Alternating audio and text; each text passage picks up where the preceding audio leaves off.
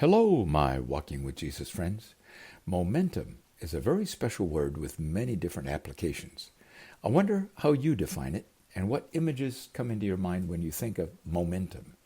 I left you yesterday walking along the road from Jericho to Bethany. Oh, we're not simply walking. We're walking with Jesus, and he was leading his disciples toward Jerusalem. And with every step, they were getting more and more excited. They were gaining momentum. Why? Because they knew the great Jewish festival Passover was awaiting them in Jerusalem. Words are insufficient to describe what I understand that festival was like for the great city of Jerusalem in those days.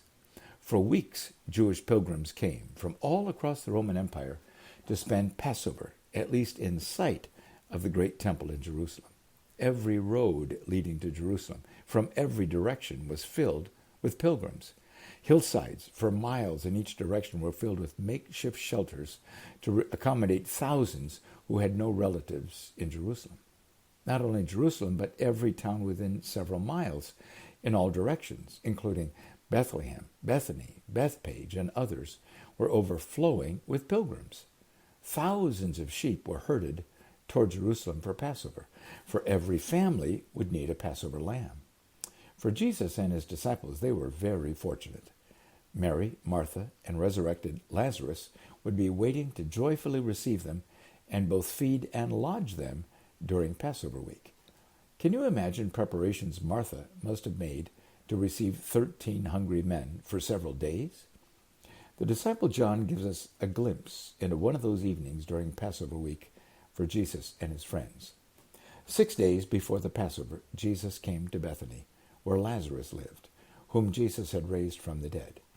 Here a dinner was given in honor of Jesus. Martha served, while Lazarus was among those at the table with Jesus. John chapter 12. Come on, friends, let's join the party. Leave your shoes at the door and find a place at the table. Let's not disrupt what's happening here. Did you notice the crowd outside, leaning in every window, crowding the doorway just to get a glimpse of Jesus? But also, of course, Lazarus. Lazarus is famous here in Bethany, for it was only a few weeks before Jesus had powerfully, miraculously raised Lazarus from the dead. So every day people came just to get a glimpse of a dead man now alive, according to John chapter 12, verse 9. The food was delicious, I'm sure. Martha spared no effort and perhaps no expense. The conversation was enthusiastic, for my goodness, all the remarkable things the disciples had experienced with Jesus over the past few weeks. They had so much to tell Lazarus, Mary, and Martha. Remember? Caesarea Philippi and Peter's declaration that Jesus is the Christ, the Son of God. But then also Jesus' rebuke of Peter when Jesus had declared he must go to Jerusalem, where he would suffer and be killed, but then raised from the dead. And of course, they needed to talk about the miracles along the way, like the young man freed from a demon that often seized him, or Bartimaeus given sight in Jericho, or the transformation of Zacchaeus. Oh my, so much had happened, so much to tell. No one noticed Mary had slipped away from the crowded table area and was gone for a little while. But now she's back, and she's carefully holding something very special in her hand. John tells us what happened next. Mary took about a pint of pure nard, an expensive perfume, and she poured it on Jesus' feet and wiped his feet with her hair. And the house was filled with the fragrance of the perfume. John chapter 12, verse 3. Oh my, what could this possibly mean?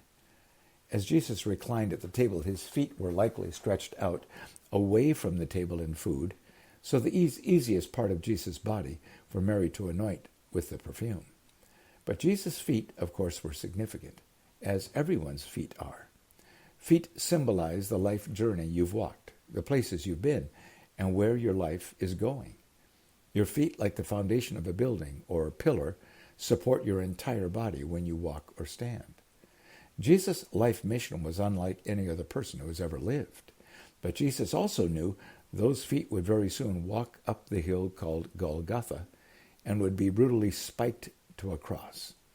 But Jesus also knew those feet would be resurrected and would stand on the Mount of Olives bidding farewell to his friends and then elevate right up into the sky. Have you looked at your feet lately, my friends?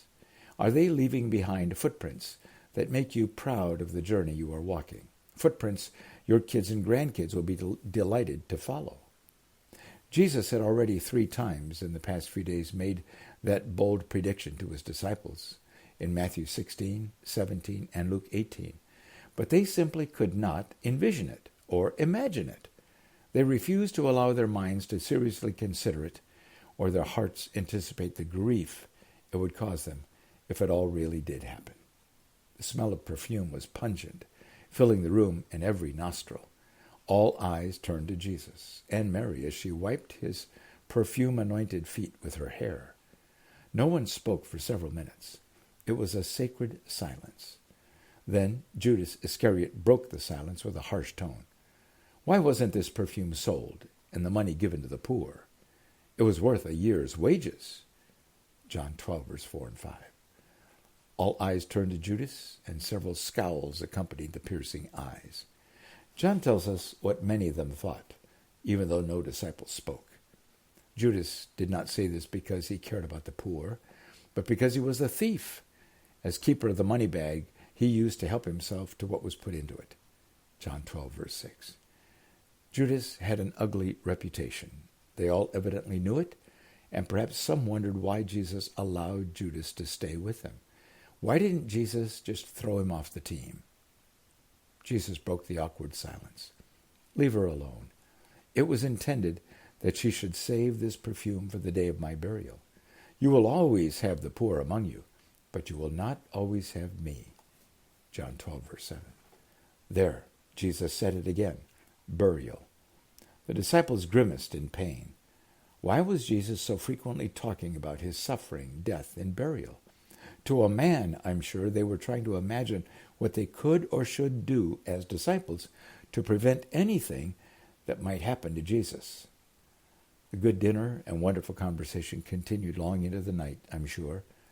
Jesus could foresee what the next few days would hold and how each disciple would respond. John tells us the very next day, Jesus sent him and Peter to find a donkey colt and bring it to Jesus. They did, and Jesus rode that donkey over the hills called the Mount of Olives. Crowds quickly gathered, shouting and celebrating, for many of them knew he had raised Lazarus from the dead and given sight to blind people and lifted up crippled people to walk. With palm branches waving, they shouted, Hosanna! Blessed is he who comes in the name of the Lord. Blessed is the King of Israel. John 12, verse 12 and 13. Their declaration could not be clearer. Their cry for help and hope was undeniable. The people desperately wanted Jesus to be their long-awaited Messiah, and they were ready, if he would rise up and lead them, to take up arms and seek to overthrow Roman domination. But Luke tells us Jesus wept as he rode that donkey. As Jesus approached Jerusalem and saw the city, he wept over it and said, If you had only known on this day what would bring you peace. But now it is hidden from your eyes. Luke chapter 19.